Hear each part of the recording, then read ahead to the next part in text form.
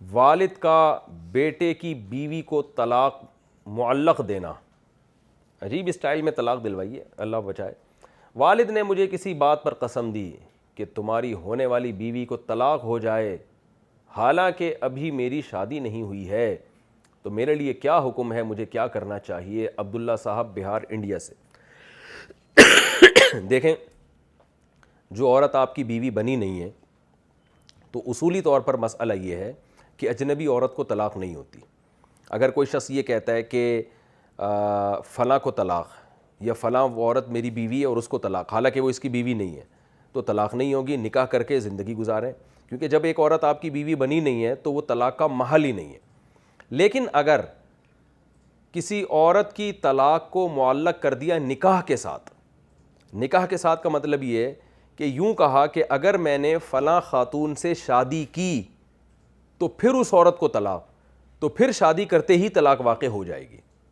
ایک تو ہوتا ہے نا ویسے ہی کسی اجنبی کو 10 دفعہ بھی کوئی طلاقیں دے دے،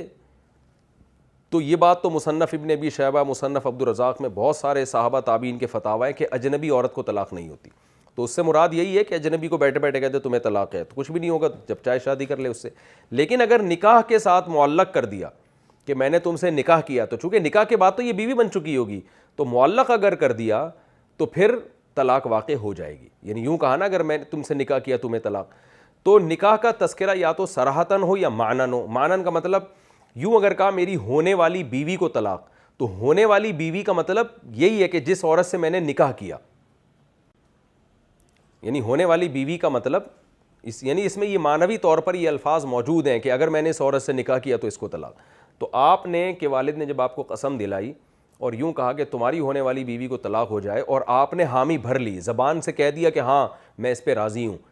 اگر آپ نے زبان سے نہیں کہا تو پھر والد کے کہنے سے کچھ نہیں ہوگا، لیکن آپ نے زبان سے کہہ دیا کہ ہاں میں اس پہ راضی ہوں، یہ ٹھیک ہے، یا آپ نے کہہ دیا کہ ہاں میری ہونے والی بیوی کو طلاق، تو پھر جو عورت جو ہونے والی آپ کی بیوی ہے اس سے آپ نکاح کریں گے تو طلاق واقع ہو جائے گی۔ لیکن ایک طلاق ہوگی اور رخصتی سے پہلے ہوگی تو ایک طلاق بائن ہوگی۔ بائن کا مطلب نکاح کرتے ہی آپ کا نکاح ٹوٹ جائے گا، پھر آپ کو دوبارہ نکاح کرنا پڑے گا اس عورت سے، دوبارہ نکاح کریں گے تو 2 طلاقوں کا اختیار ہوگا۔